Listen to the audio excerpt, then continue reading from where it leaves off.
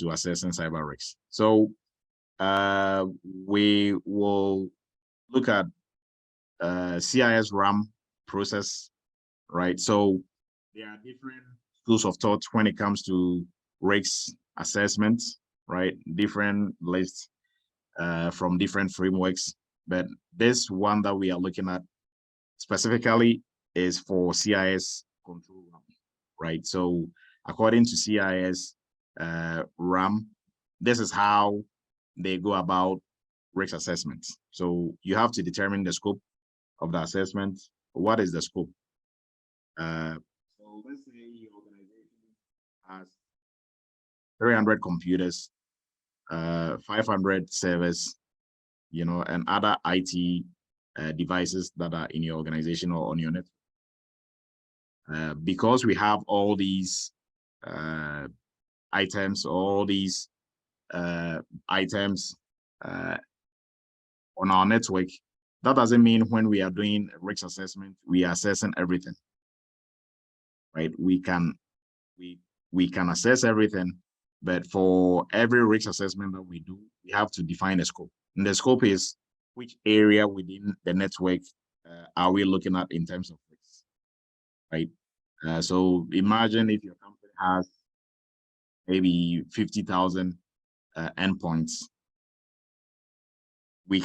All 50,000 could be in scope, but is it always going to be the case, right? So we have to determine which areas that we are going to do the assessment on. So that is what we mean by determining the scope, right? And also we have to define the mission and objectives of the organization, right? In terms of operational and financial obligations. That is also going to help us make informed decisions when it comes to cyber risks, right? So an organization that has very little need for certain cybersecurity tools because probably they don't have the funds for it, or for like operational wise, it is not practical. We are not going to be, pushing them in that direction to invest in such tools. Right? So it is very essential for us to look at risks from the perspective of what is the mission and objectives, and what are the obligations of the company, right? So, and also we will, yes. So I think we will leave that there. And also we have to decide which risks will be evaluated. So there is a whole list of cyber risks or information security risks, but when we have to get very specific, because we cannot just generalize everything that we are doing, we have to be specific because we have limited resources. So as a cybersecurity professional, you are fighting for resources within the organization with everybody else, right? So people in finance are making their case that they need money. They also have HR has, their own. So, you don't have limited budget.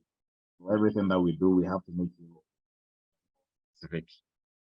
So when it comes to what type of risk or like what we are looking at, we have to be able to come up with, a specific list of things that we are looking at in terms of risks, right? And the risks register that we are going to use makes it easy for you. You don't have to really do anything.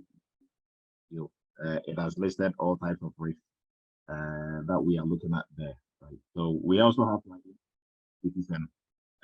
any foreseeable threats. So for anybody new to cybersecurity, or if you are not familiar with the simplified version of risks in cybersecurity, risks, when we talk about risks, the next thing that has to come to mind is vulnerabilities and threats, right? So vulnerabilities are weaknesses in our systems. Threats is anything or is a danger to the weaknesses that we have, right? So anything that can take advantage of the weaknesses that we have is what we will term as threats, right? So these two elements, vulnerabilities and threats, they have to be in existence for us to even have risks, or for us to even entertain the idea of risks, right? So if there is a lot of vulnerabilities within our system, but there are no threats to take advantage of these vulnerabilities or to exploit these vulnerabilities, then there's no risk, The vulnerabilities can be there all day, but then there's no risks, right? If there is a lot of threats out there, but there are no vulnerabilities for these threats to take advantage of, then there's no risks, right? So risks occurs when a threat takes advantage of a vulnerability.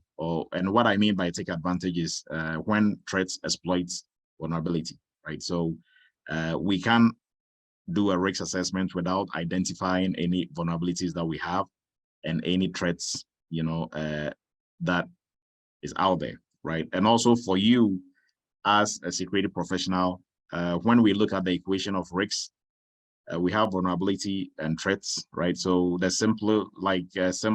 some quarters will say risks is vulnerability plus threats, right? And underneath it is exploitation, right? Some will say vulnerability is risks is vulnerability times threats. I mean, any which way that you look at it, is neither addition or subtraction or multiplication, but just to make it easy for you to remember the equation if we are looking at it from a math standpoint, right? So for us to be able to protect our infrastructure as cybersecurity professionals, we have to make sure we have to identify which of the elements within the equation that we can control, right? So within the risk equation, we can't control threats because we don't know or we can't control the actions of people outside or systems outside our network, right? What we can control internally is our vulnerabilities.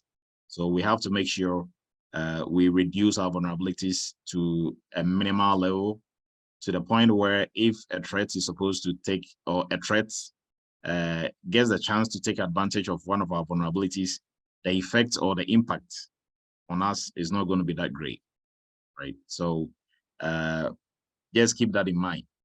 As a security professional, your goal is to try to reduce or to minimize your vulnerabilities as much as possible. So minimize your weaknesses.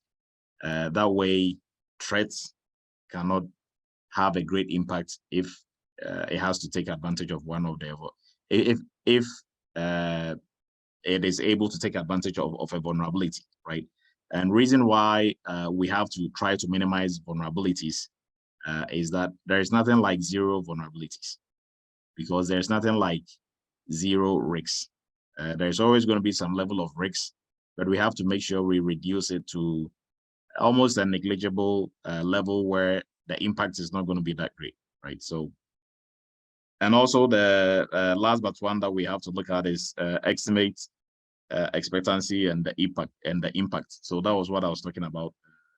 If we are able to, work our way around and reduce vulnerabilities to a certain point, impact is obviously going to be low. And expectancy is the possibility of, that is possibility of the risks occurring. And we have to work on, there are frameworks that we can use to game plan or to forecast threats that are out there, right? There's a lot of tools for that. And also, last is to recommend risk treatment safeguards, or to put in place